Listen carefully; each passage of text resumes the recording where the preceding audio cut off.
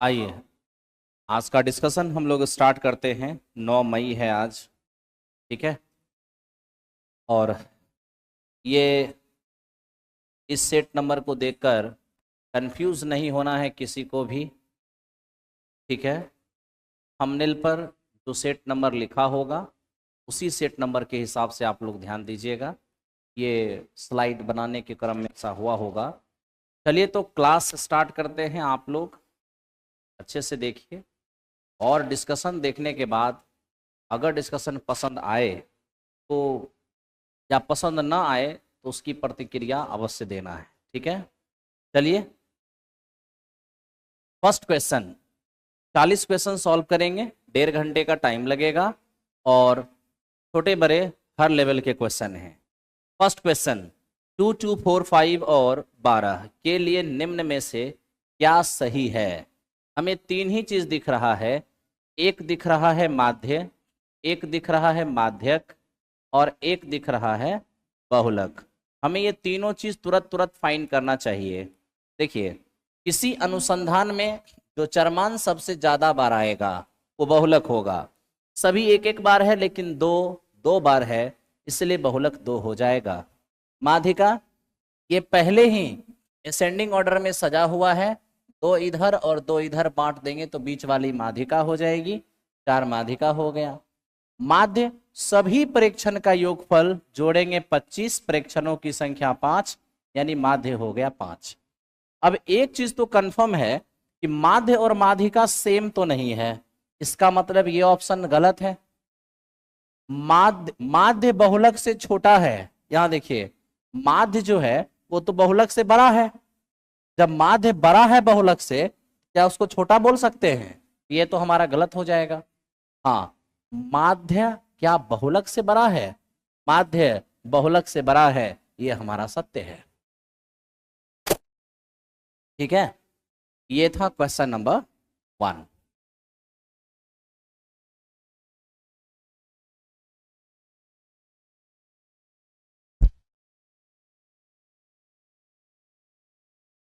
अब मान लीजिए इसी में 2 2 बार है, ठीक है। नहीं नहीं, आप समझिए, कोई नंबर 3 बार है, एक और नंबर 3 बार है, ना तो ये मॉड होगा ना ये मॉड होगा। मतलब ना तो इसके चरमान को मॉड कहेंगे ना इसके चरमान को मॉड कहेंगे। फिर वहां सेकंड लार्जेस्ट रेपिटेशन देखेंगे तो 3 3 बार के अलावे, यानी 3 3 बार से जो कम, यानी कि 2 बार, जो 2 बार हमको दिखेगा वही हमारा मॉड हो जाएगा। यानी कि अगर ऑब्जर्वेशन, यानी कह सकते हैं कि बारंबारता यदि सेम हो जाए 2 2 चरमान की, तो वैसी स्थिति में दोनों में से कोई बहुलक नहीं होगा। जो सेकेंड लार्जेस्ट बारंबारता वाला होगा वो बहुलक होगा। एक साइकिल को 500 रुपए तुरंत भुगतान किया और 1 माह के पश्चात 610 रुपए दूसरी किस्त के रूप में, या कह सकते हैं कि एक ही किस्त हुआ है, एक किस्त के रूप में दे दिया और उसका कर्ज चूक गया, यानी इस तरह से बेचा जा रहा है। यदि रेट ऑफ इंटरेस्ट 20% हो तो बताइए साइकिल की नगद मूल्य क्या होगी। सबसे पहले मैं आपसे एक सवाल पूछता हूं, जो पैसा आपने डाउन पेमेंट किया है क्या उस पर कोई इंटरेस्ट लगा होगा? नहीं लगा होगा। जो पैसे आप 1 महीने के बाद दिए हैं उस पर इंटरेस्ट लगा होगा। अब सोचिए ना, 1 ही महीने का तो इंटरेस्ट लगा होगा, जबकि ये रेट कब का है? 12 महीने की। ध्यान से देखिए, तो मेरे दोस्त 12 महीने की अगर रेट हमारे पास 20% है, तो मैं पूछता हूं 1 महीने की रेट क्या होगी? तो 1 महीने की रेट हो जाएगी 20 और बटे में 12, इतना प्रतिशत, यानी कि 20 और बटे 12% के लिए 100, 20 से कम 20, 20 पंचे, यानी हो जाएगा हमारा 1/60। 1/60 का मतलब साफ हो गया कि साल, सॉरी, महीना के शुरू में 60, जो अंत होते होते कितना? 61। जानते हो, जब प्रिंसिपल को अमाउंट बनाना होता है तो उसे बढ़ाया जाता है, लेकिन जब अमाउंट को प्रिंसिपल बनाना होता है तो उसे घटाया जाता है। जैसे आज 610 जो है ना, ये अमाउंट है आपका, क्योंकि आप 1 महीने के बाद दोगे तो एक प्रकार का अमाउंट है। इसे प्रिंसिपल में कन्वर्ट करना होगा तो वो जो है ना आपका फ्रैक्शन, उसको उलट देना। 1 महीने बाद का ब्याज बनाना है तो 61/60, 1 महीने पहले आना है तो 60/61। सॉल्व करेंगे, यहां से 600 आएगा, यानी कि ये 500 और बाद में रियल प्राइस 600 था जो ब्याज के साथ 610 दिए हैं। इसका मतलब है कि खरीदते समय उसका मूल्य कितना था, 1100 था। ठीक है, वो 610 को हम क्यों उलट के गुना किए, क्योंकि वो 610 अमाउंट है, प्रिंसिपल बनाना होगा तो बैक आना पड़ेगा। ठीक है, चलिए अगले सवाल की ओर चलते हैं।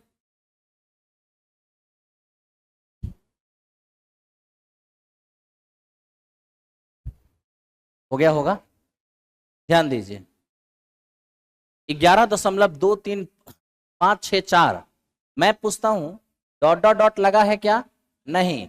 अगर डॉट डॉट नहीं लगा है इसका मतलब डेसिमल जब हटाते हैं 1 पर 2 2 4 1 5 0 हो जाएगा, यानी हम इसे p/q के फॉर्म में लिख सकते हैं। और जिसे p/q के रूप में लिख सकते हैं वो हमारा परिमेय है। पूर्णांक होगा कि नहीं होगा ये जरूरी नहीं है। कैसे, अब देखिए 4/5 ये एक रेशनल नंबर है, लेकिन ये इंटीजर नहीं है। इंटीजर का मतलब पूरा पूरा कटना, तो क्या गारंटी है कि यहां पूरा पूरा कटेगा, नहीं। इसका मतलब इंटीजर तो नहीं है। और परिमेय इसलिए नहीं है क्योंकि p/q के फॉर्म में लिखा गया, तो मेरे दोस्त क्या बच गया, परिमेय बच गया। ये तो वेरी सिंपल था। हमें कहा कि एक त्रिघात बहुपद मैं दे देता हूं, इसके मूलों का गुणन मूलों का योगफल है 6, बताओ k का मान क्या होगा। हाँ हाँ बिल्कुल, ax³ bx² अगर एक त्रिघात बहुपद है जिसके शून्यक अल्फा बीटा गामा है, तो शून्यकों का योगफल -b/a, और मेरे दोस्त दो दो शून्य का गुणनफल c/a, और तीनों का प्रोडक्ट माइनस में d/a। अब हम यहां देखेंगे कि मूलों का योगफल, यानी ये वाली सीन है, ये दिया है 6, जबकि मूलों का योगफल होता है -b और /a, तो बराबर हो जाएगा 6। अब 3 से कटेगा 2 बार में, तो k का मान कितना, 4। ऑप्शन नंबर ए हो गया। ठीक है, बढ़ते हैं नेक्स्ट क्वेश्चन पे।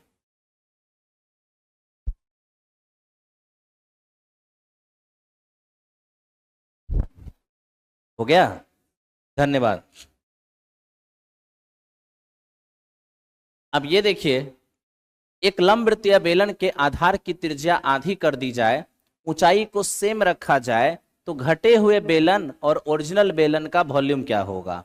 एक काम कीजिए ना जी, पहले से त्रिज्या को 2r मान लीजिए, ऊंचाई को h मान लीजिए, और अब त्रिज्या आधा करना है ना, आधा करेंगे तो r हो जाएगा, हाइट को हमें सेम रखना है। रही बात वॉल्यूम की, तो नया वाला का वॉल्यूम पहले बोला है, लिख लीजिए πr²h, इसका वॉल्यूम बाद में बोला है, तो कोई बात नहीं, πr²h हम रेशियो लेंगे 1:4 हो जाएगा। कहा छोटे बेलन और नए बेलन के आयतन का अनुपात 1:4 इस क्वेश्चन का आंसर हो गया। नेक्स्ट,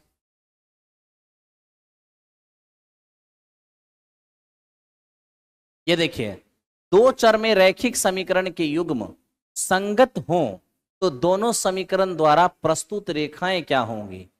मेरे दोस्त इतना याद रखना, जब मामला संगत की आती है, संगत दो ही कंडीशन में होते हैं। संगत तब होता है जब वो इंटरसेक्ट करता है, और यानी सीधे समझो टच करता है। तो टच दो प्रकार से होगा, एक बार टच करेगा और नहीं तो हाँ अनंत बार टच करेगा। यही दोनों टच करने की स्थिति है, यानी ये स्थिति जब होगी तो इसे हम इंटरसेक्टिंग कहेंगे, ये प्रतिच्छेदी है। और ये वाला क्या है, तो इसे हम संपाती कहते हैं, कोइंसिडेंट कहते हैं। ठीक है भाई, अब देखो ऑप्शन, हमें कहा संगत होंगे समीकरण के युग्म, तो क्या वो प्रतिच्छेदी होगा? यस। क्या वो समांतर होगा? नो, क्योंकि समांतर के केस में टच नहीं होता है, इसे असंगत कहा जाता है। और मेरे दोस्त इसे असंगत तो कहते ही हैं, साथ ही साथ इसे विरोधी भी कहा जाता है। और इस स्थिति में नो सॉल्यूशन होते हैं, एक भी हल नहीं होता।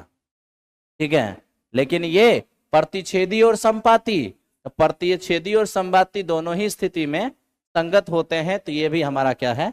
सही है। तब तो इस क्वेश्चन का आंसर क्या हो जाएगा? आप सुनिए, यही क्वेश्चन रेलवे एसएससी में जब होगा तो आंसर सी जाएगा, ये आंसर नहीं जाएगा। यही क्वेश्चन अगर रेलवे एसएससी में पूछेगा तो आंसर सी जाएगा।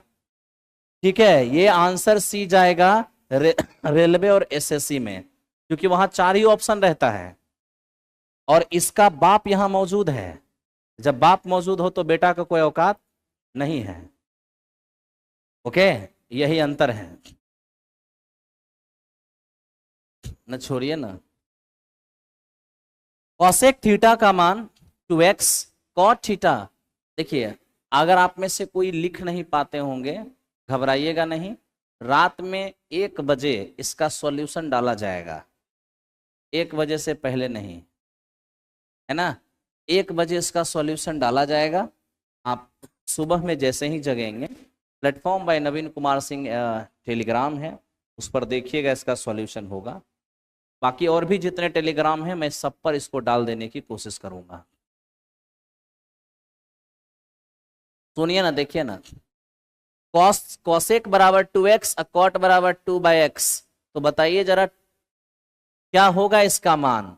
तो 2 रहने दीजिए ना। अब यहां देखिए, x का मान निकालेंगे तो यहां से 2 आके यहां आ जाएगा, और यहां 1/x का मान निकालेंगे तो यहां से 2 आके यहां आ जाएगा, आया ना।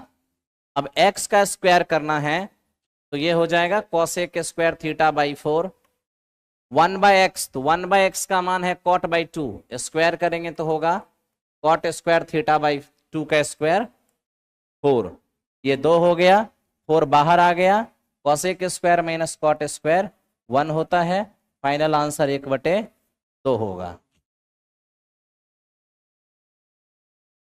ठीक है, बहुत ही सिंपल था। नेक्स्ट क्वेश्चन पे आते हैं।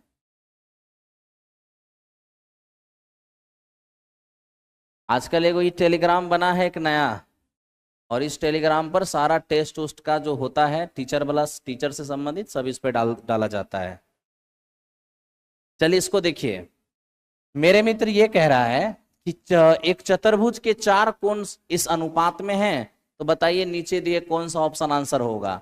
अब ऑप्शन में चारों कोण दिया है, तो हम बच्चा थोड़ी है ना कि चारों कोणों का योग 360 होगा, मान निकालने लगेंगे, नहीं, रेशियो लगा लेंगे। 4 5, 4 5 हमें यहाँ पे नहीं दिख रहा है, यहाँ भी 4 5 नहीं दिख रहा है, अरे केवल दुइये को लगाओ न पहले, ना 4 5 यहाँ ना 4 5 यहाँ, 4 5 केवल और केवल यहाँ दिख रहा है, तो यहाँ दिख रहा है तो पूरा देख ही लो ना। ठीक है, तो पूरा अगर देखने चले जाएंगे तो हम देख रहे हैं कि ये 12 से कट रहा है, 12 चौको, 12 पंचे, 12 दहें और 12 11, यही है ना, तो आंसर हो गया। ठीक है, नहीं तो चतुर्भुज के चारों कोण करते रहिए, ये तो बताने की जरूरत है ही नहीं, लेकिन बताने की जरूरत है। रेलवे हो या टीचर हो, कभी कभी एसएससी ने भी ऐसा किया है। √5 एक अपरिमेय संख्या है, क्या कारण है? क्योंकि √5 का जो दशमलव प्रसार है ना मेरे दोस्त, ये नॉन टर्मिनेटिंग, नॉन रिपीटिंग होता है, नॉन टर्मिनेटिंग नॉन रिपीटिंग होता है। इसे आप अशांत अनावर्ती कह सकते हो, अशांत अनावर्ती। ठीक, लेकिन जब इतना जान गए हो तो एक और बात जान ही लो, ऊपर में कोई नंबर है, नीचे ओनली 2 रहे, ठीक है, या ओनली 5 रहे, या मेरे दोस्त 2 and 5 बोथ रहे, तो इस स्थिति में दशमलव का प्रसार ऑलवेज क्या माना जाएगा, शांत भी, और ये हमारा परिमेय भी होगा। ठीक है, लेकिन ये ध्यान ध्यान रखना, ऊपर 90, नीचे 2 या 5 या 2 तथा 5 या, ठीक है सॉरी, केवल 2, केवल 5 या 2 और 5 दोनों के अलावा कोई और आ जाए, कोई और आ जाए, तो मेरे दोस्त इस स्थिति में ध्यान रखना कि दशमलव का प्रसार नहीं नहीं कटेगा, तो बिल्कुल भी नहीं, नहीं कटेगा तो ये अशांत होगा। लेकिन इतना याद रखना, अशांत अवश्य होगा लेकिन ये सदैव रिपीटिंग होगा, यानी इस फॉर्म में आपको दिखेगा, इस तरीके से कुछ दिखेगा आपको, बार बार बार बार बार बार रिपीट के जैसा, यानी ये अशांत के साथ हमेशा आवर्ती होगा, यानी कि नॉन टर्मिनेटिंग रिपीटिंग। ठीक है, नॉन टर्मिनेटिंग अवश्य होगा लेकिन ये ऑलवेज रिपीटिंग होगा, ये ध्यान रखना।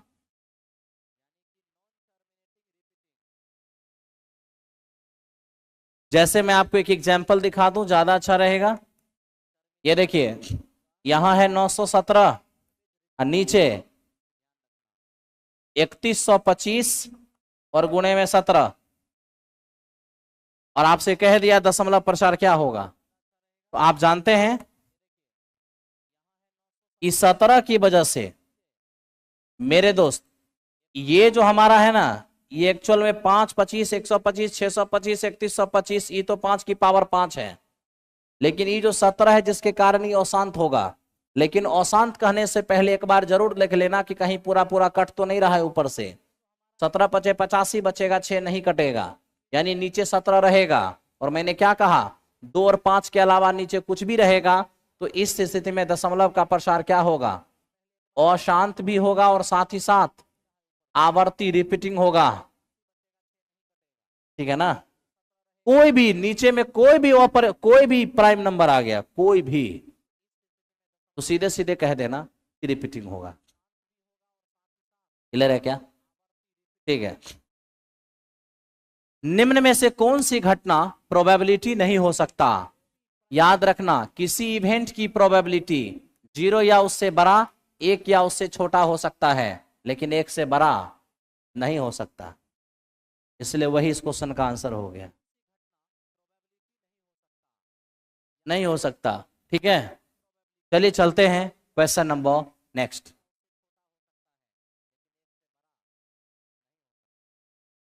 हम ये देख रहे हैं, एक वृत्ताकार पथ पर 3 धावक एक ही स्थान से दौड़ना आरंभ करते हैं। वे एक चक्कर लगाने में 1 घंटा, 3 घंटा और 5 घंटा लेते हैं। तीनों का प्रस्थान बिंदु पर फिर से मिलने की क्या होगा समय? देखिए, एक एक राउंड पूरा करने का जब टाइम दिया रहेगा, तो जिस स्थान से चलना स्टार्ट किया उसी स्थान पर फिर से कब मिलेगा, उसके लिए एक एक राउंड वाले टाइम का एलसीएम ले लेना। जो इसका एलसीएम होगा यही वो समय है जब फिर से ये उसी स्थान पे मिलेगा जहां से दौड़ना आरंभ किया था। ठीक है, चलिए नेक्स्ट। अब आप इसको देखिए, 10 से 20, 20 से 30, 30 से 40, 40 से 50, 50 से 60, 60 से 70, 70 से 80, इस तरीके से नंबर दिया है और एक हमारा हिडन दे दिया है, गायब कर दिया है। कह रहे माध्य 52 है और ज्ञात बारंबारता क्या होगा? मेरे दोस्त, अगर आपको हिडन प्रोबेबिलिटी निकालना है तो 2 काम तो आपको जल्दी से करना होगा। क्या क्या करना होगा? एक काम, जल्दी से आपको वर्ग चिन्ह निकालना होगा, क्लास मार्क, यानी जिसे आप x कहते हैं, l+u/2 लीजिए। 10 + 20 30 का आधा 15, 50 का आधा 25, 70 का आधा 35, 10 10 बढ़ रहा है ना, तो 10 10 बढ़ाते चले जाइए, 10 10 बढ़ाते चले जाइए। ठीक है, अब आप fx निकालिए। 15 पचे 25 दिया, 35 चौको 45 गुने f, 45F, 55 दूनी 110, 6 पंचे 3, 390, 13 पचे 65, 13 सते 91, 91 और 6 97। देखिए माध्य बराबर होता है सिग्मा एफ एक्स बटा सिग्मा एफ। माध्य का मान देखिए दिया है 52, सिग्मा एफ एक्स इन सब को जोड़ना होगा 1765 और प्लस में 45F, 1765 और प्लस में 45F by total frequency, total frequency यहाँ है, इसको ऐड करना होगा। तो ये हमारा हो जाएगा 13 दू 15, अब 15 6 21, 4 25, 25 3 28, 28 और 5 33 प्लस एफ, लीजिए 33 और प्लस एफ, यहां से देखने चले जाएंगे 33 दूनी 66, 33 पचे 165 और 6 171 और प्लस में 52F बराबर 1765 प्लस में 45F। 1716 में 1765 आके घटेगा, 15 में 6 गया तो 9 हो जाएगा और ये 5 में से 1 गया तो 4 हो जाएगा। ठीक है ये ना भाई, तो ये जाके उधर घटेगा तो हम देख रहे हैं कि 9 और मेरे दोस्त ये 4, ये आके इधर तो घट जाएगा 7F। F का मान कितना, कैलकुलेशन करना पड़ता है, इस प्रकार का क्वेश्चन जो है ना कैलकुलेशन करवा देता है।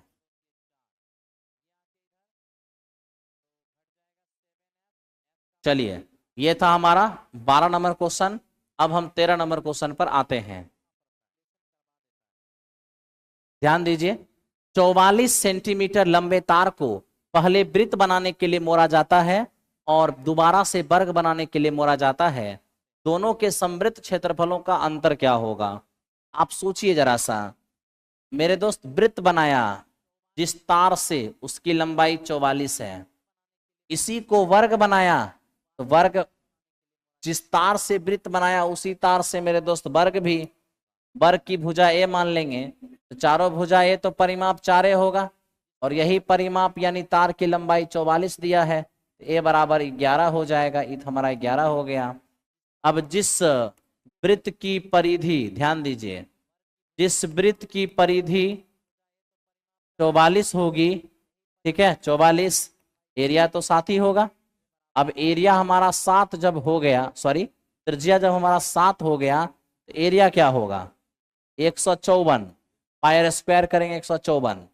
यहां अगर एरिया निकालते हैं 11 का स्क्वायर 121, आप स्वयं देखिए उससे इसमें अंतर कितने का है, 33 का अंतर है। ऑप्शन नंबर क्या बी हो जाएगा। याद रखना समान परिमाप जब भी एक वृत्त और एक वर्ग का होगा तो वैसी स्थिति में एरिया में हमेशा वृत्त बड़ा होगा, एरिया में हमेशा वृत्त बड़ा होगा, एरिया में हमेशा वृत्त बड़ा होगा, ये ध्यान रहना चाहिए। चलिए अगले सवाल पे आइए। अगला सवाल को देखिए, जमीन पर खड़ी एक महिला आरंभिक गति से 36 मीटर ऊंचे टावर के ऊपर 60 डिग्री का कोण बनाती है। वो इस तरह से चली गई, टावर के आधार उसकी आरंभिक स्थिति और अंतिम स्थिति एक सरल रेखा में है। वो एकदम स्ट्रेट लाइन में ऐसे चली गई कि टावर के शीर्ष का उसके अंतिम पोजीशन पर एंगल 30 डिग्री बन गया। बताइए आरंभिक स्थिति में कितना दूर चली गई, इनिशियल पोजीशन से कितना दूर। ये रहा एक खंभा जिसकी हाइट 36 मीटर है। हमें कहा इससे कुछ दूरी पर एक महिला थी, इसका एंगल बन रहा था 60 डिग्री। अब यहां से ये इस तरीके से पीछे गई। आप सोचिएगा पीछे कैसे जाएगी, एंगल जब घटेगा तो पीछे ही जाएगी। इस तरीके से ये पीछे चली गई, इसका एंगल 60 के बदले क्या बनने लगा, 30 बनने लग गया। ठीक है मेरे दोस्त, और ये है हमारा बेस। अब ध्यान से इसको आप लोग समझने की कोशिश करना। अब यही तो आप लोगों का चाल खराब है, पढ़ा रहे हैं लाइव और आप कह रहे हैं कि रिकॉर्डेड है। मतलब कमेंट पढ़ेंगे तब ये लाइव हुआ और कमेंट नहीं पढ़ेंगे रिकॉर्डेड हो गया। जानबूझ के मास्टर को डिस्टर्ब करना है। अब नाम ले ही लेंगे ठीक है, ये श्रीकांत कुमार हैं, निक्की कुमार हैं, अब नाम ले लेंगे तो इससे कुछ फायदा है नहीं ना। 40 क्वेश्चन है, आइए ध्यान दीजिए।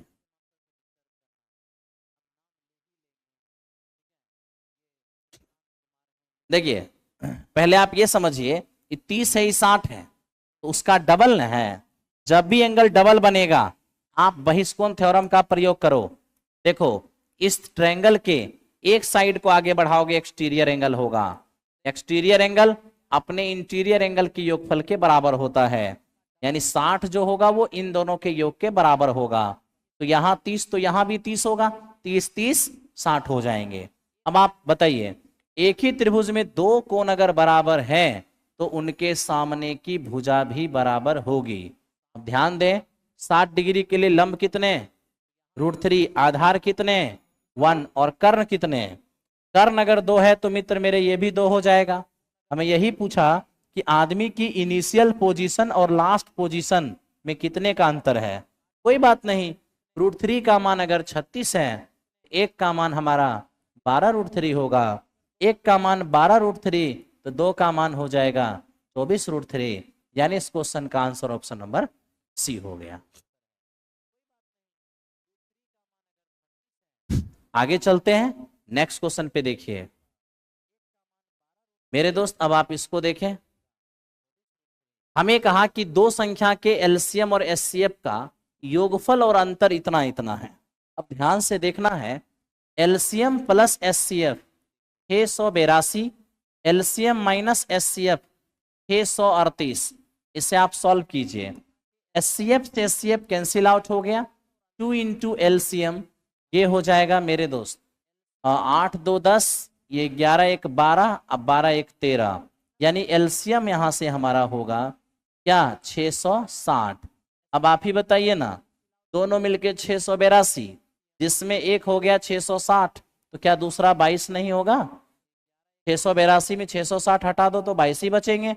ये एलसीएम हो गया, ये एचसीएफ हो गया। अकॉर्डिंग टू क्वेश्चन हमें कह रहा है कि दोनों संख्या का योगफल है 286। अब हम थोड़ा ऑप्शन का सहारा लेंगे, पता है क्यों? हमसे नंबर मांगा, हम एचसीएफ जानते हैं। एचसीएफ वो नंबर होता है दोस्त जो दी गई संख्या को और साथ ही साथ उसके एलसीएम को पूर्णतया विभाजित करेगा। तो ये जो 66 है ना, सॉरी 22 जो है ना एचसीएफ, ये संख्या में दोनों को विभाजित करेगा। तो 22 मेरे दोस्त इसे नहीं कर रहा है विभाजित, 22 दोनों को कर रहा है और 22 दोनों को नहीं कर रहा है, तो इसके आंसर होने की संभावना मैक्सिमम है। अब हमें यह भी देखना है कि दोनों का योग कितना है, तो क्या वाकई इसका योगफल 286 है? तो चलिए मेरे दोस्त यही इस क्वेश्चन का आंसर हो गया। बाकी आप बच्चे नहीं हैं, आप चाहते तो एक नंबर को x और एक को 286 माइनस x करके पहली गुना दूसरी बराबर एलसीएम और इंटू एचसीएफ आप कर सकते थे, हाँ या ना? यहां से x का मान रख देते और ये आपका मान पुट हो जाता, सॉल्व हो जाता। अब x का मान क्या रखते, बकलोल नहीं है ना, ऑप्शनेशन रखेंगे।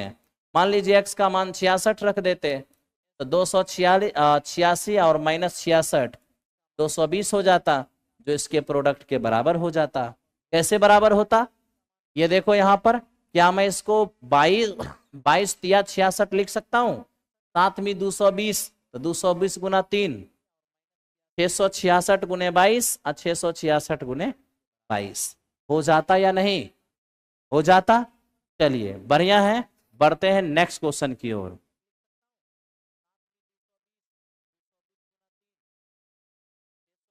मेरे दोस्त ये कहता है कि 784 सेमी स्क्वायर क्षेत्रफल वाले एक वर्ग के अंतः स्थापित यानी अंदर में जो वृत्त है उसकी एरिया क्या होगा। पहले तो आपको पता होना चाहिए, अगर किसी वर्ग की भुजा ए है, एरिया होगा ए स्क्वायर, दिया है 784, ए का मान हो जाएगा 28, यानी इस वर्ग की भुजा कितना हो गया 28। हमें कह रहा है इस वर्ग के अंदर कहीं एक वृत्त है मेरे दोस्त, कहीं एक वृत्त है। तो वर्ग के अंदर कहीं एक वृत्त है, बताइए इस वृत्त की एरिया क्या होगा। मैं पूछता हूं क्या आपको नहीं लगता है कि वृत्त का व्यास है, वृत्त का व्यास 28 तो त्रिज्या कितना 14 है। और सीधे समझिए ना, पाई आर स्क्वायर ही न करोगे, आ जाएगा 616। तो 616 इस क्वेश्चन का आंसर हो गया। इस तरीके से हम लोगों ने वृत्त का एरिया फाइंड आउट कर लिया। ऐसे मैं आपको एक शॉर्टकट बताता हूं, 744 और 154, जिस वृत्त की त्रिज्या 7, उसकी परिधि 44 और उसका एरिया 154।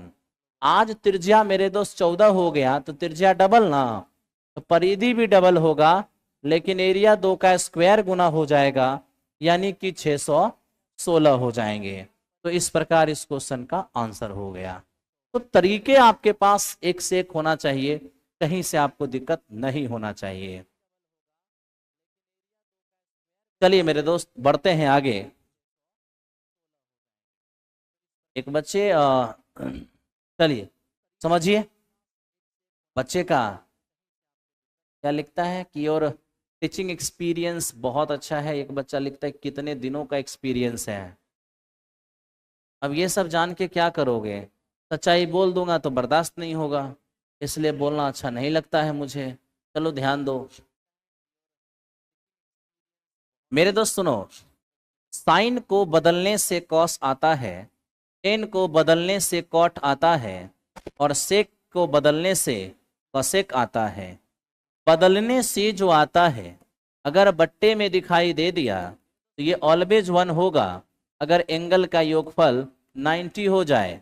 ये सब सिंपल सिंपल सा कंसेप्ट है। तो आप ही बताइए, टेन को बदलने से कॉट आता है ना, एंगल को जोड़ कर देखिए 90 है, जोड़िएगा अल्फा सल्फा जाएगा 45 45 90।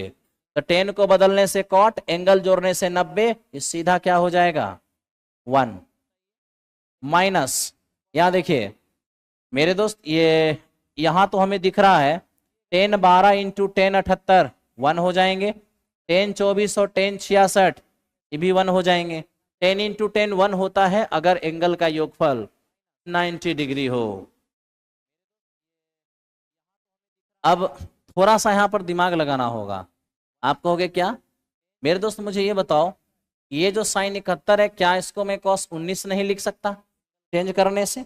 cos 19 प्लस cos 19 ये हमारा 2 cos 19 हो जाएगा इनटू, ये बताओ क्या मैं इसको sec 19 नहीं लिख सकता हूं बदल करके? sec 19 प्लस sec 19 2 sec 19 हो जाएगा हमारा। अब यहां देखो 1 और माइनस 4, 2 दूनी 4, cos 19 और sec 19 कितना होगा 1, तो आंसर हो जाएगा -3। ठीक है, आंसर हमारा -3 हो गया है, जो किसी भी ऑप्शन के अंदर अवेलेबल नहीं है। ठीक है, तो हमारा आंसर क्या जाएगा, 3 नंबर आंसर जाएगा।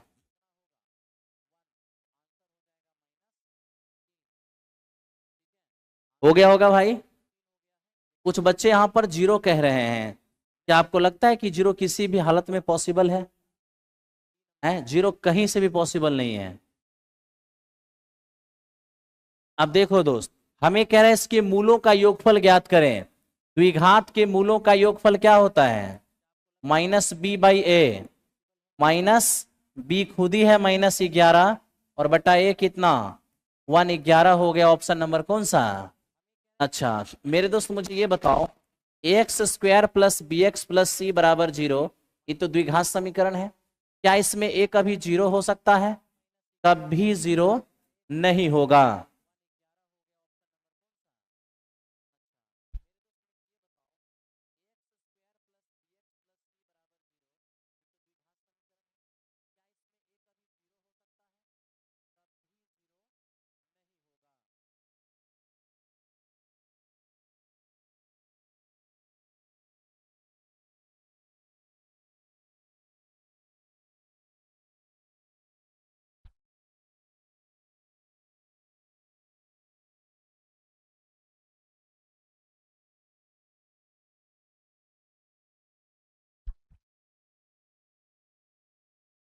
हेलो, चलिए भाई लोग ध्यान दीजिए।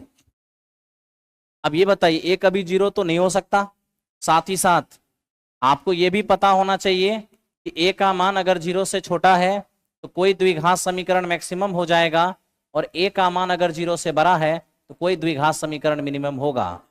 कोई भी द्विघात समीकरण मैक्सिमम या मिनिमम होगा x के किस मान पर, x के -2 बाई -b/2a, x बराबर -b/2a जो वैल्यू है, इसी वैल्यू पर कोई द्विघात समीकरण मैक्सिमम या मिनिमम होगा। कभी कभी आपके एग्जाम में क्वेश्चन आ जाता है, ये रहा द्विघात समीकरण, बताओ x के किस मान के लिए ये मिनिमम होगा, x के किस मान के लिए मैक्सिमम होगा। उस समय ये जानकारी आपके पास रहे तो अच्छा रहेगा। मेरे दोस्त देखो, बेस तो तीनों का सेम ही है, कोई बात नहीं।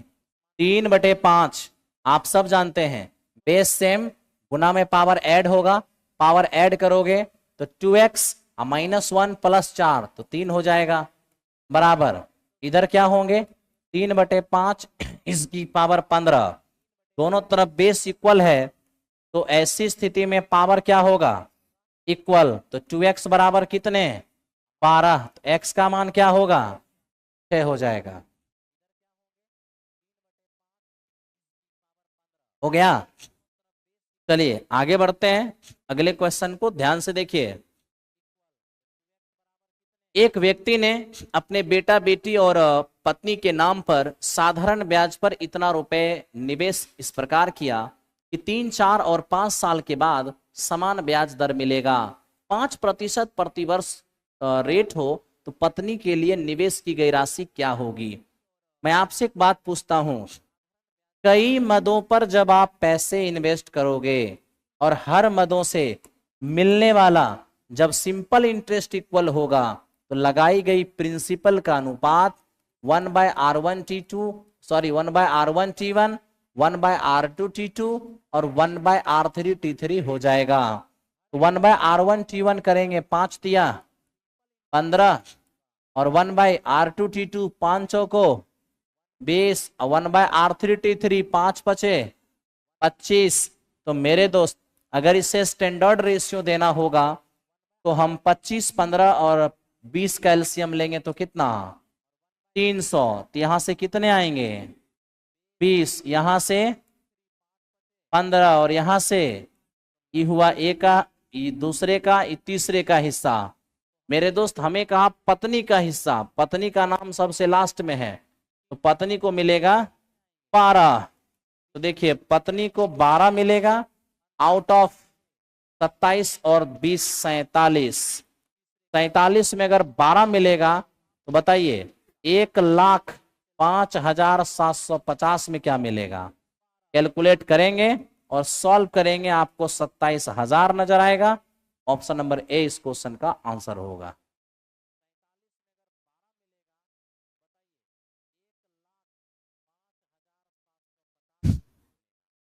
अब धीरे धीरे धीरे धीरे क्वेश्चन में हाँ परिवर्तन शुरू होगा।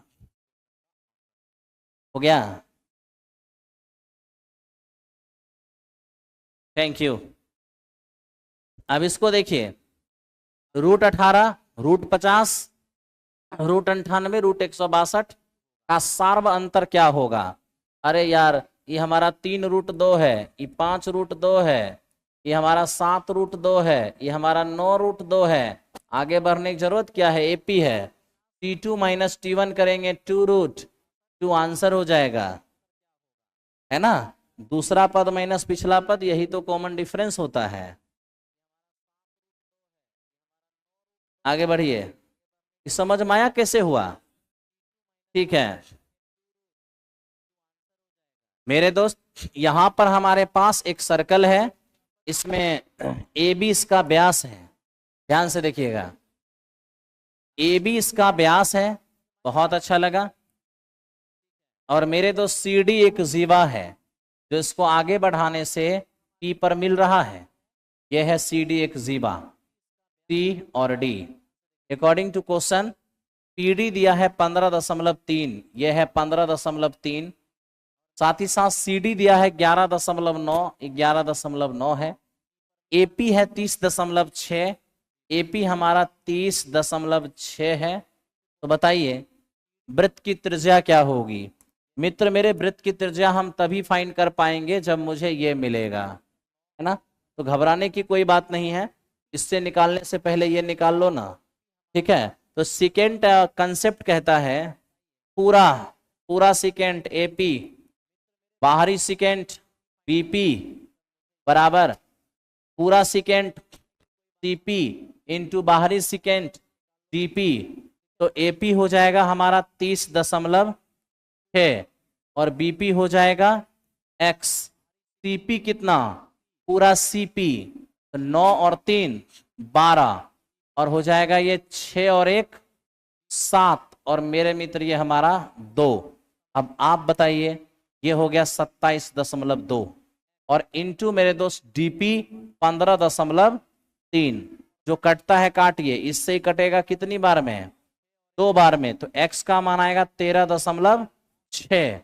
अब x का मान 13.6 हो गया तो 30 में 13 घट जाएगा तो बचेगा कितना, 17। और 17 का आधा क्या होगा, 8.5। यही त्रिज्या हो जाएगा, क्योंकि वहां ए बी व्यास था, इसलिए ए बी जैसे ही निकला वैसे ही रेडियस आ गया।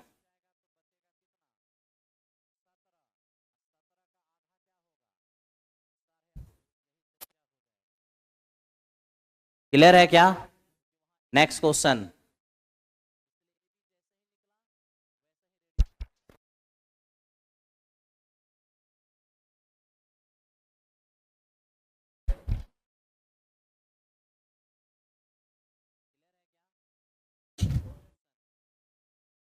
एक सिलेंडर का आयतन 5500 सेमी क्यू है, इसके वक्रपृष्ठ का एरिया इतना हो तो इसकी ऊंचाई क्या होगा। मेरे दोस्त आपको ये पता होना चाहिए कि वक्रपृष्ठ एरिया 2πr/h ही तो होता है और ये हमारा दिया हुआ है 4400। यहां से देखेंगे 44 से 100 बार में जाएगा, यानी RH का मान कितना हो गया, 700। साथ ही साथ इनका वॉल्यूम दिया हुआ है, ठीक है। तो मैं 1 मिनट ध्यान दो दोस्त, इनका वॉल्यूम दिया है, वॉल्यूम होता है πr²h, ये दिया है हमारा 5500 और वक्रपृष्ठ एरिया 2πr/h। ये अपने पास पहले उतना दिमाग लगा रहे हैं, पाई का मान 22/1 r को रहने दो और RH का मान 700 डाल दो, बराबर हो जाएगा 5500। अब यहाँ से 2 0 से 2 0 तो गया, 7 से 7 भी गया, 11 5 55 और 11 दूनी 22। जैसे ही यहाँ पर 5 और बटे 2 डालोगे तो H का मान निकलेगा। H का मान क्या हो जाएगा, ये 14 5 70, ये हो जाएगा 280। H निकल गया। कौन सा आंसर होगा, अरे ऊंचाई कभी स्क्वायर में नहीं होता।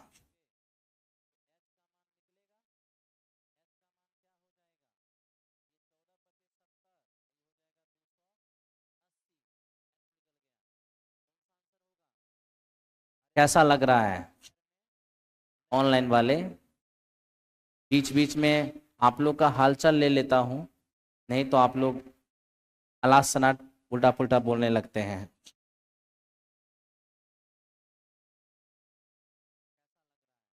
अब इसे देखिए, अमित ने साधारण ब्याज पर 25,000 रुपए की राशि उधार ली है, उतना ही राशि चक्रवृद्धि ब्याज पर भी उधार ली है, यानी कि साधारण ब्याज पे भी 2500 और 25,000 और चक्रवृद्धि पे भी 25,000, प्रिंसिपल सेम है। 2 वर्ष के अंत में भोला को अमित से 160 रुपए ज्यादा देना पड़ा, तो ब्याज की दर क्या होगी। मेरे दोस्त पहले मुझे ही बताइए, अमित ने लिया था किस पर, अब भोला लिया है किस पर, चक्रवृद्धि ब्याज पर। कितने समय हैं, 2 वर्ष। स्वाभाविक सी बात है, रेट सेम है, सेम रेट से 2 साल का CI हमेशा SI से बड़ा होगा, इसलिए 160 ज्यादा है। कहा कौन सा रेट होगा क्लास ऑप्शन के अंदर, तो मेरे दोस्त ऑप्शन लेके चलना, बेसिक से सॉल्व करने पे टाइम खोटा मत कर लेना। अब आप यहां देखो ना, कभी भी ऑप्शन ट्राई करना है तो सबसे इजी वाला ऑप्शन ट्राई करना है। तो मेरे दोस्त ऐसी स्थिति में हम क्या करेंगे, पहले पहले 8 को ट्राई करते हैं, ठीक है। अब जैसे ही हम 8 को ट्राई करेंगे तो आप देखो 25,000 है, 8% की रेट से 2 साल का साधारण ब्याज हो जाएगा 16, और 16% जब हम काउंट करेंगे तो मित्र मेरे ये 4000 नजर आएगा। ठीक है, और आप लोग भली भांति जानते हैं ये 2 साल का भले ही सिंपल इंटरेस्ट है, लेकिन 2 साल का अगर हम सीआई भी निकालेंगे ना तो पहला साल 2 साल का साधारण अगर 4000 है तो दोनों साल 2-2000 होगा। तो पहला साल का साधारण और पहला साल का कंपाउंड सेम होता है, तो पहला साल 2000 हो जाएगा तो दूसरा साल भी 2000 तो होगा ही होगा, साथ ही साथ पहले साल के ब्याज के ऊपर भी ब्याज लगेगा। किस रेट से? तो इसका 8% निकालेंगे 160, तो ये हमारा कितना हो जाएगा मेरे मित्र 2160 हो जाएगा। तो आप बस ये बताइए क्या वाकई दूसरे साल का सीआई दोनों साल का सीआई एसआई से क्या 160 रुपये ज्यादा नहीं है? 4000 है, 4160 है, 160 तो ज्यादा हो ही गया है ना। इसका मतलब क्वेश्चन ऑप्शन जो लगाए थे सी नंबर क्या है, सही है। नहीं तो उतना जान काहेल देगा। 8% की रेट से 2 साल का सीआई 16.64 होगा। ठीक है, 8% की रेट से 2 साल का साधारण ब्याज 16 होगा। अगर अंतर देखने जाओगे तो 0.64%, इतना कैलकुलेट कर लेना किसका, 25,000 का। देखो 160 आ जाएगा, है ना। तुमको 160 है ना सेटिस्फाई कराना था, 160 सेटिस्फाई हो गया। इतना प्राण नहीं भी देगा तो कोई दिक्कत नहीं है, ठीक है ना। बात समझ में आया कि नहीं आया? बढ़ो नेक्स्ट क्वेश्चन। मेरे दोस्त यहां कह रहा है कि सर 6 पुरुष 12 वुमन और 17 बॉयज, इनमें 400 रुपए बांटे जा रहे हैं। फिर क्या कहा कि सर 2 पुरुष को 5 लड़का के बराबर दिया जा रहा है, साथ ही साथ 2 महिला को 3 लड़का के बराबर दिया जा रहा है।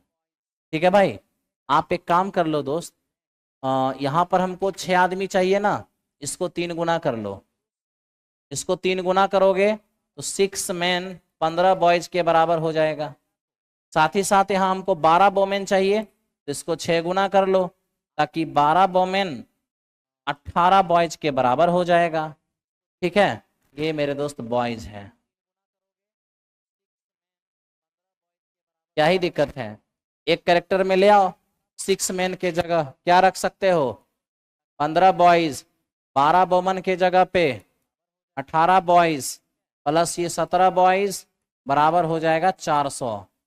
यहां से देखेंगे 35 35 और 15 50, बी बराबर 400, यानी बी का मान क्या होगा, तो मेरे दोस्त ये हो जाएगा 8 पंचे 40, ये यहां से हमारे पास 8 हो जाएगा। ठीक है,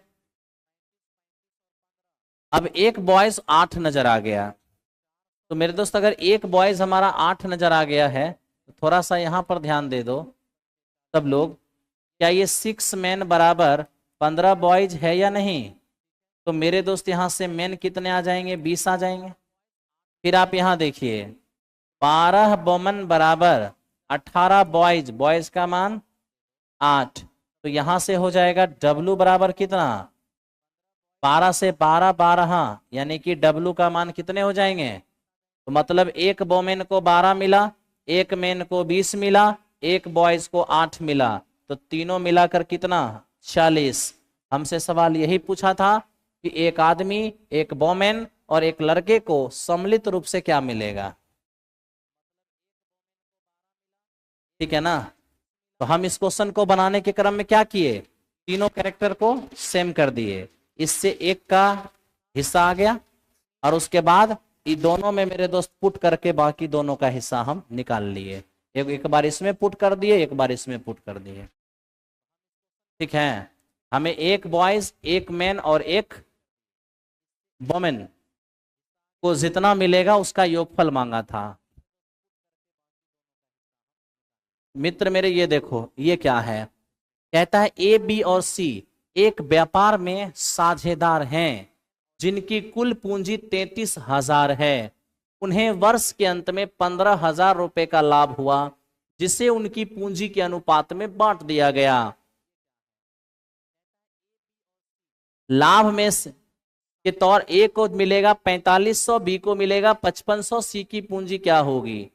मैं आपसे पहला सवाल पूछता हूं, आप इस क्वेश्चन को जब पढ़े होंगे, आप में से मैक्सिमम लोगों ने देखा होगा कि अरे पूंजी के अनुपात में लाभ बांटेगा और पूंजी तो दिया हुआ है ही नहीं, तो फिर वो टेंशन में आ गया होगा, कुछ ने आगे दिमाग लगाया होगा और कुछ ने सोचा होगा कि क्वेश्चन में कुछ करेक्शन है ना। लेकिन ऐसी बात नहीं है। सुनिए, जब पार्टनरशिप के सवाल में समय की जिक्र ना हो, बीच में कोई छोड़े नहीं, बीच में कोई आए नहीं, एक्स्ट्रा रुपया कोई लगाए नहीं, ना ही पैसा निकाले, तो वैसी स्थिति में जो लाभ का रेशियो होता है वही पूंजी का रेशियो होता है। आज आप लाभ का रेशियो तो निकाल ही सकते थे। देखिए, ये ए है, ये बी है, ये सी है। जो आज मेरे दोस्त हमारा लाभ होगा वही हमारा इन्वेस्टमेंट होगा। देखो, ए का लाभ कितना है 4500, बी का लाभ देख लो 5500, दोनों मिला देंगे तो 10,000 है। अब कुल लाभ हुआ कितना है 15,000 में 10,000 हटा दो, बचेगा 5,000 ना। इसी को सिंपलेस्ट कर दो, तो मेरे दोस्त सिंपलेस्ट करोगे 2 0 से 2 0 चला गया, 9 पचे 45, 11 पचे 55 और 10 पचे 50। ये तीनों का इन्वेस्टमेंट हो गया।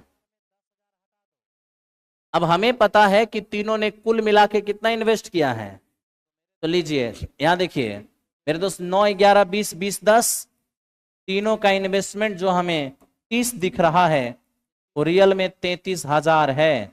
तब तो यहां से एक का मान हो जाएगा 1100, एक का मान 1100। हमें पूछा सी की पूंजी, तो सी का पूंजी 10 से गुना करेंगे 11,000 हो जाएगा।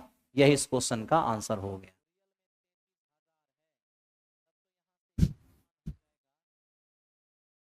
क्लियर है क्या?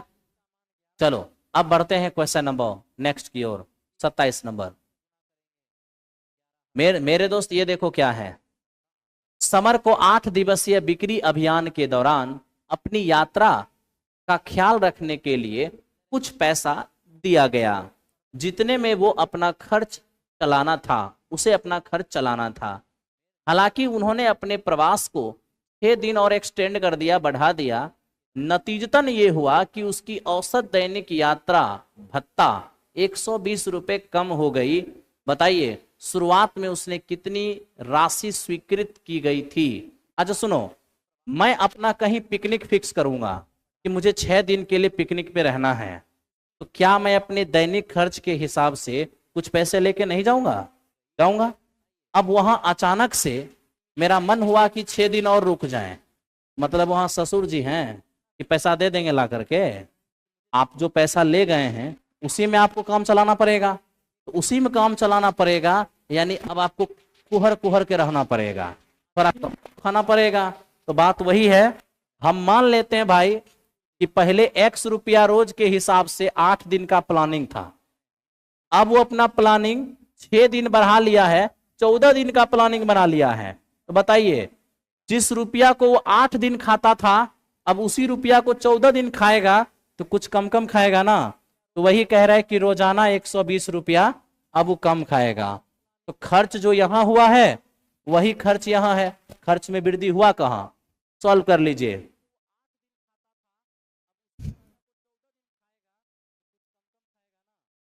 यहां आएगा माइनस का 6x, माइनस का 14 गुना 120, माइनस से माइनस खत्म।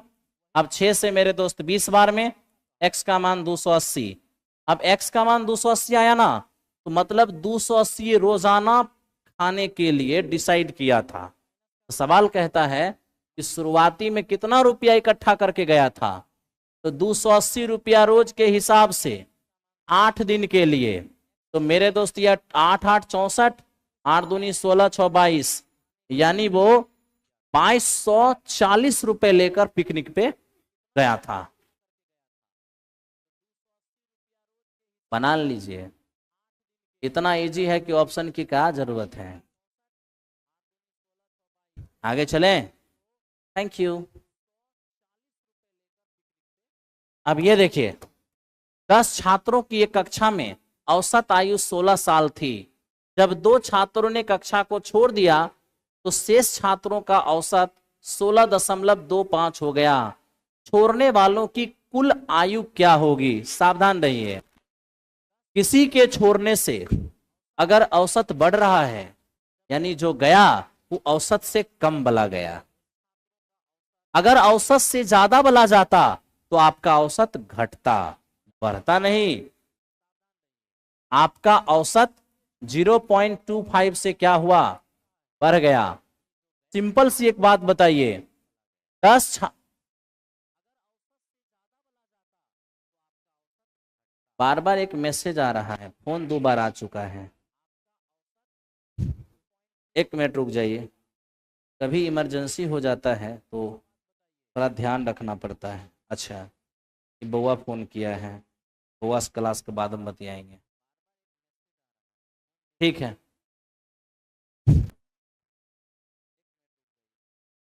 अब बताओ दोस्त, 10 विद्यार्थी का औसत 16 था ना, इसका मतलब प्रत्येक विद्यार्थी 16-16 साल का। सुनिए सुनिए मेरी बात, एक टीम हमेशा अपने औसत के बराबर खोना चाहता है और औसत के बराबर पाना चाहता है, क्योंकि औसत के बराबर जाने या औसत के बराबर आने से एवरेज पर कोई असर नहीं पड़ता। अगर हमारा एवरेज 16 साल था तो हम तो यही चाहेंगे कि 16-16 का 2 बंदा चला जाए चला आए, कोई फर्क नहीं पड़ता। यानी हमारी इच्छा थी कि 32 वाला लड़का चला जाए, हम खोने को तैयार थे 32, लेकिन गया 2 आदमी, और 2 ऐसा आदमी गया जिसके जाने से हमारा एवरेज बढ़ गया है। इसका मतलब है कि जाने वाला जो पर्सन है वो हमारे एवरेज से कम वाला है, दुगुन गया है। 16-16 32, 32 से कम वाला गया है। 32 वाला जाता तो कोई फर्क नहीं पड़ता, लेकिन 32 से कम वाला गया है, इसलिए हमारा औसत बढ़ गया। कितना कम? इतना कम गया कि 8 आदमी का औसत बढ़ा दिया। अब 10 में 2 को चला गया तो 8 न बचा, 8 आदमी का औसत 0.25 से बढ़ा दिया। यानी कहने का मतलब 32 माइनस 2 कितना? वो दोनों 30 साल का था, दोनों मिला के 30 साल का था जो टीम छोड़कर चला गया। नहीं, अगर मेथड से करना चाहते हैं तो ऐसे कीजिए, 10 छात्रों का औसत अगर 16 है तो योगफल 160, 2 को बंदा इसमें गया, मान लीजिए XX साल का, तो 2x साल का चला गया। अब जो बचा ये मेरे दोस्त 8 आदमी का योगफल है, 8 आदमी की योगफल में 8 से भाग देंगे तो नया एवरेज आएगा, और नया एवरेज कितना है? 16 दशमलव, सॉल्व कर लीजिए, यहां से आपके x का मान आ जाएगा, और x का मान आएगा, वहां से 2x निकाल लीजिएगा, आया ना? चलिए, थैंक यू। हमें कह रहा है कि a जो है ना सर वो b के 120% के बराबर है। अगर a b के 120% के बराबर है तो b को 100 मानिए, 100 का 120% 120 हो जाएगा। अब हम कह रहा है कि सर b जो होगा ना वो a और b के योगफल के कितने परसेंट के बराबर होगा? तो b का मान तो 100 है और a b का योगफल 220 है, तो हमें कह रहे 100 220 का कितना परसेंट होगा?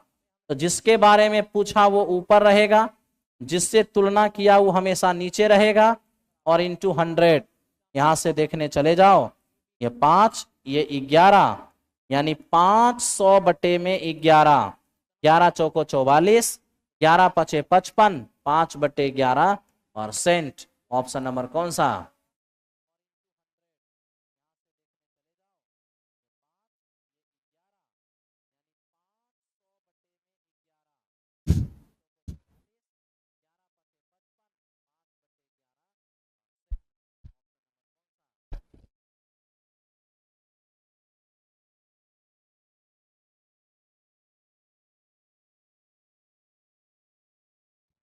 हो गया होगा। चलो अगले प्रश्न की ओर आते हैं। अब इसको देखना है, 40 वस्तुओं में को 2%, सुनिए 40% वस्तुओं को 2% की हानि पर बेचा जाता है, शेष वस्तुओं को 4% के लाभ पर बेचा जाता है। यदि 250 रुपए का कुल लाभ हुआ हो तो बताइए बेची जाने वाली वस्तुओं का सीपी क्या होगा। मेरे दोस्त 2/5 वस्तु को पहले बेचा गया, 40% का मतलब क्या होता है 2/5। तो 5 में अगर 2 वस्तु पहले बेचा गया इसका मतलब 3 वस्तु बाद में बेचा गया होगा। 5 में 2 वस्तु पहले बेचा गया तो बाकी 3 वस्तु बाद में बेचा गया, यानी कुल मिला के बेचा कितना गया। मैं इसको अगर 100 200 300 कर दूंगा कि चलो इसकी प्राइस 200 रेशियो, इसकी प्राइस 300 रेशियो, तो पूरा 500 रेशियो हो जाएगा।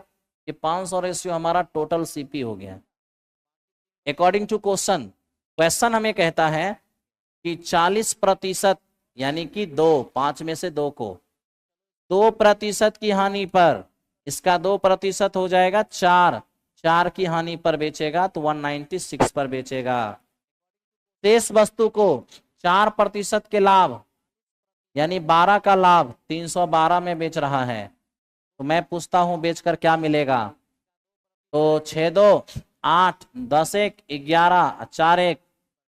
मेरा सवाल यह है कि मेरे दोस्त मुझे ये बताओ कि पहले 500 लाभ होता था, अब 518 कितना है ना, सॉरी सीपी 500 एसपी 518, तो लाभ कितने का, लाभ हो गया 18 का।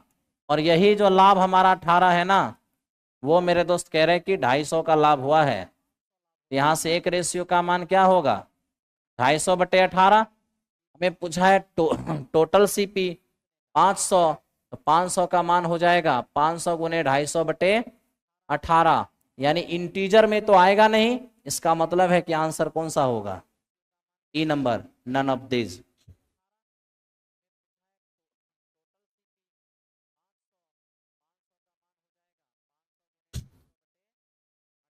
प्लीज सर हम ऑनलाइन वाले हैं, उसमें भी आई एम इन मुंबई। अच्छा हाँ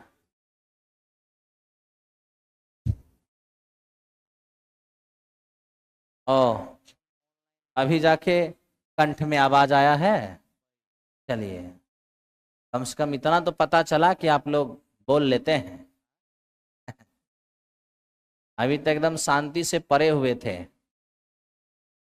एकदम मास्टर चिल्लाए जा रहा है, हम मजा लिए जा रहे हैं। चुपचाप मजा लो बैठ के, क्या बकवास करना। हाँ मेरे दोस्त अगर ऐसा है तब तो मेरे भाई ये कटेगा। हाँ ये कटेगा। अब देखो ये 2 चौके 8 और 125, और 2 से इसको काट देंगे 125, यही ना। अब 125 को गुना करेंगे तो 5 का स्क्वायर हो जाएगा 25, और 13 12 156 है कहीं, नो। ठीक है, अब क्या तकलीफ हुआ जी। अब देखो फिर फोन कर रहा है।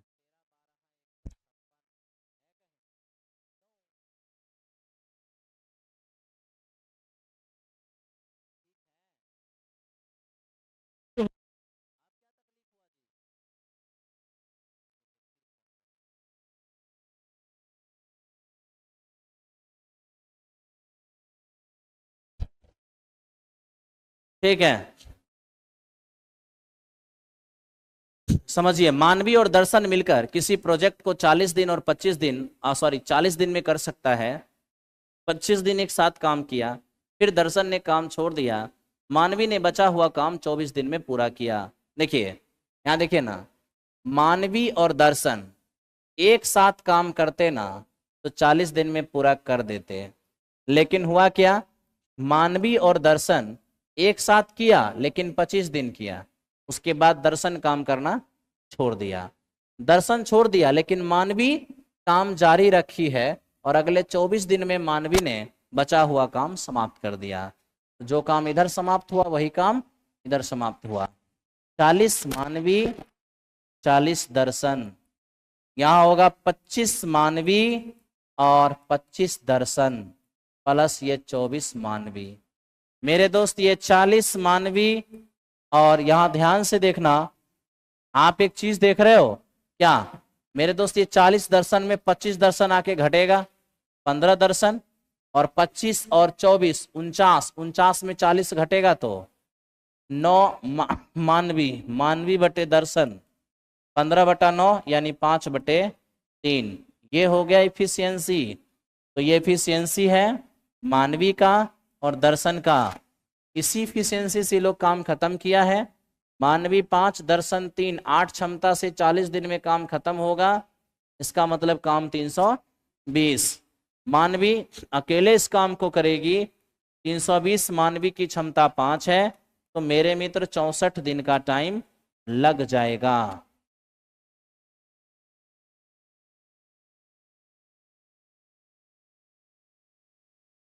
चलो, इस तरह से 31 नंबर क्वेश्चन हमने कंप्लीट कर लिया है। आइए 32 नंबर क्वेश्चन की ओर चलते हैं।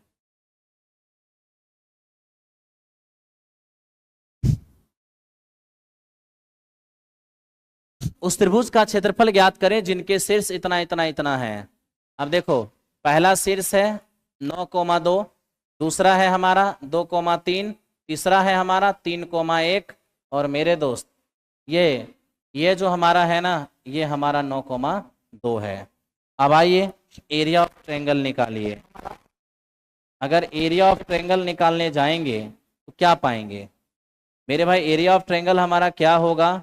1/2 मॉड ऑफ 4 माइनस में 27 प्लस ये हमारा 9 और माइनस में 2।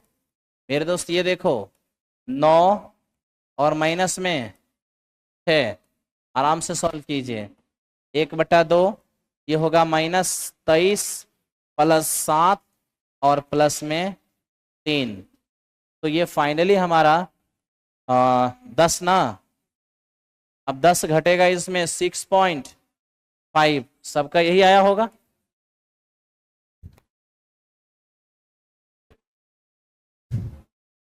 Thank you.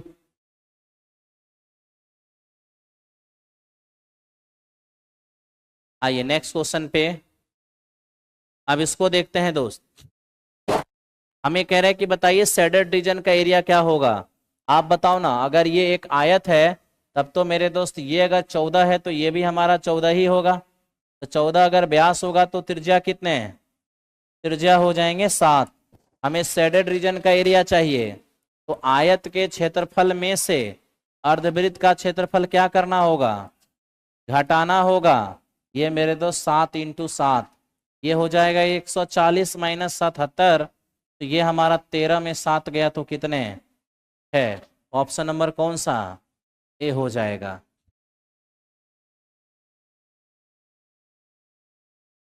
नेक्स्ट चले। Thank you.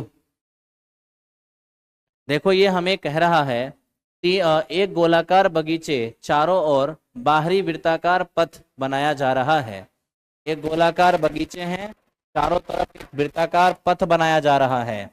अंदर में मेरे दोस्त बगीचा है और बाहर से इस तरह से हाईवे बनाया जा रहा है।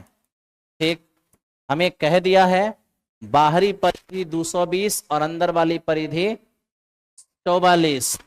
याद रखना, जिस वृत्त का परिधि 44 होगी उसकी त्रिज्या 7 होगा। अब यहां देखो ना, 7, 44 और 154 हम लोग पढ़े हैं। अगर परिमाप परिधि अगर मेरे दोस्त परिधि अगर हमारा 44 है तो त्रिज्या 7 होगा और एरिया हमारा 154 होगा। आप स्वयं देखिए, अगर परिधि हमारा 220 हो गया तो 5 गुना हो गया।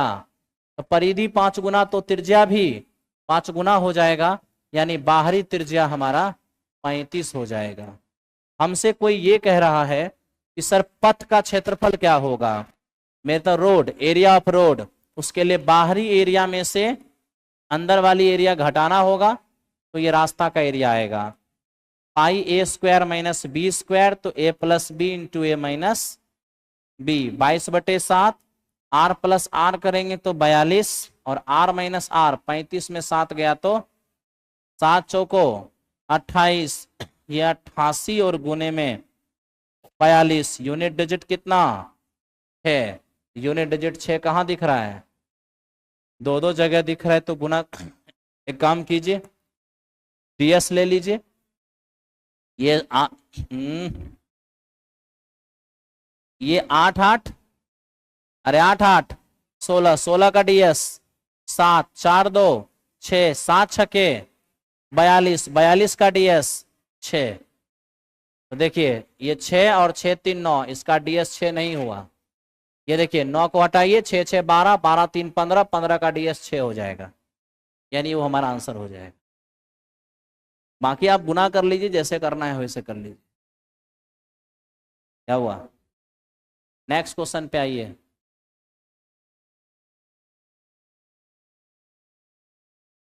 मेरे दोस्त सबसे पहले यहां पर एक्स स्क्वायर प्लस 1/x² निकालो। जब माइनस से प्लस में पावर डबल करोगे तो स्क्वायर होके 2 जुड़ेगा, हो जाएगा 27। अब क्या, पावर 2 से डायरेक्ट पावर 4 करना है, तो यहां भी देखो स्क्वायर करके, और मेरे दोस्त अब 2 घटाना होगा, 729 - 2, ये हमारा 727 हो जाएगा। ऑप्शन नंबर कौन सा, ए हो जाएगा।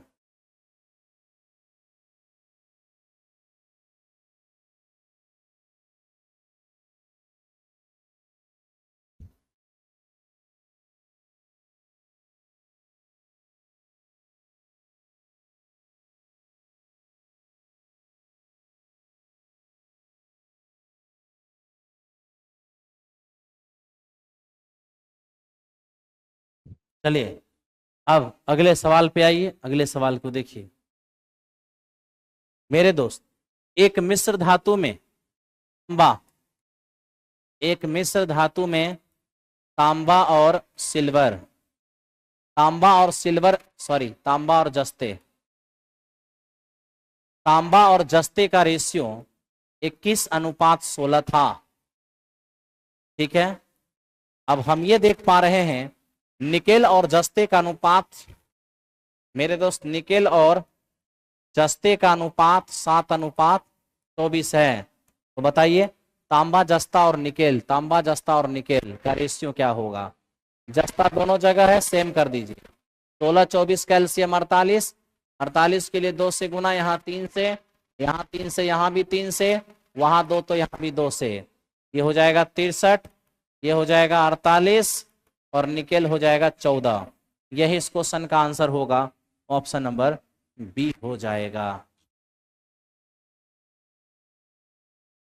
हो गया। आइए तो चलते हैं क्वेश्चन नंबर नेक्स्ट की ओर। इसको देखिए मेरे दोस्त, ये हमसे कहता है एक बुलेट ट्रेन की चाल इलेक्ट्रिक ट्रेन से 35% ज्यादा है। लीजिए ये हमारा बुलेट ट्रेन है और ये हमारा इलेक्ट्रिक ट्रेन है। ठीक है, बुलेट की स्पीड इलेक्ट्रिक वाले से 35% ज्यादा है, तो आप मान लीजिए 135 हो जाएंगे। तो स्पीड का रेशियो होगा 27 पंचे और ये 20 पंचे। आगे लिखता है इलेक्ट्रिक ट्रेन को, अच्छा ठीक है दूरी सेम ही है, जब डिस्टेंस कांस्टेंट होगा तो जो चाल का अनुपात होगा उसके इनवर्स रेशियो में समय होंगे। ये समय है और ये मेरा चाल है। कायदे से अगर हम देख लें यहां पर, तो मेरे दोस्त ये 3 घंटा 45 मिनट, और 3 घंटा 45 मिनट का मतलब होता है 180 + 45 यानी 225। इलेक्ट्रिक ट्रेन को कोई दूरी ट्रेवल करने में 225 मिनट लग रहा है। तो बताइए बुलेट ट्रेन को क्या लगेगा। इससे अगर इसको हम काटते हैं मेरे दोस्त, तो देखो ये कितनी बार में जाएगा, 9 तिया 27 और ये 25 नमे, तो ये हो जाएगा फाइनली 1 = 25/3। हाँ या ना, 1 = 25/3। तो 20 बराबर क्या होगा, 20 × 25/3 यानी 500/3। ये कुछ गड़बड़ हो रहा है।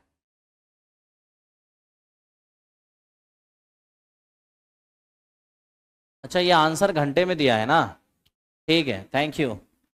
अब मेरे दोस्त आओ, ये जो अभी हमारा आया है ना, ये आया है मिनट में और आंसर दिया है घंटे में। 60 से भाग दे दो, ये भी हो जाएगा घंटे में। 1 0 से 1 0 चला गया, 25 और बट्टे हो जाएंगे 9, यानी 2.7/9। ऑप्शन नंबर कौन सा? सी हो जाएगा।